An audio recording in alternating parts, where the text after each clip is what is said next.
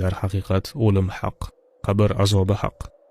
Odamlarning noto'g'ri yo'llarga kirishlari va ularda davomli bo'lishlariga sabab o'limni unutishdir. O'limni o'ylamagan odam har qanday gunohni tap tortmay qilaverishi hech gap emas. Agar har bir banda bir kun kelib o'lishini, tuproqqa qorilishini, qurtga yem bo'lishini, munkar nakir savoliga tutilishini, qiyomatda tirilishini, jannat yoki do'zaxga kirishini o'ylab tursa, o'limni eslaydigan va unga tayyorgarlik ko'radigan bo'ladi. Abu Hurayra radhiyallohu anhu dan rivoyat qilinadi. Payg'ambar sollallohu alayhi va sallam lazzatlarni parchalovchi o'limning zikrini ko'proq qilinglar dedilar. Termiziy va Nasai rivoyat qilgan.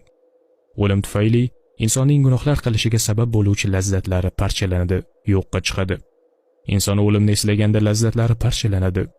Dunyoni emas, oxiratni o'ylab qoladi.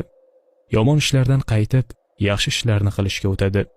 O'limni o'ylagan, o'lgandan keyin bu dunyoda qilgan har bir ishi uchun javob berishini o'ylagan inson Allohning aytganini qilib, qaytarganidan qaytib yashashga harakat qiladi. Payg'ambarimiz sollallohu alayhi va sallam ushbu hadisda sizu biz ummatlariga xitob qilib, o'limni ko'proq eslashga amr qilmoqdalar. Ushbu hadisga amal qilib kim bo'lishimizdan qat'iy nazar, bir kun o'lishimizni hech esdan chiqarmaylik. Bu dunyoda qilgan har bir ishimiz uchun hisob-kitob berishimizni ham unutmaylik. Shuningdek, qabr azobi ham haqdir. Quyida shu mavzuga aloqador savolga doktor Zakir Naik hafizahullohning javoblarini e'tiboringizga havola qilamiz.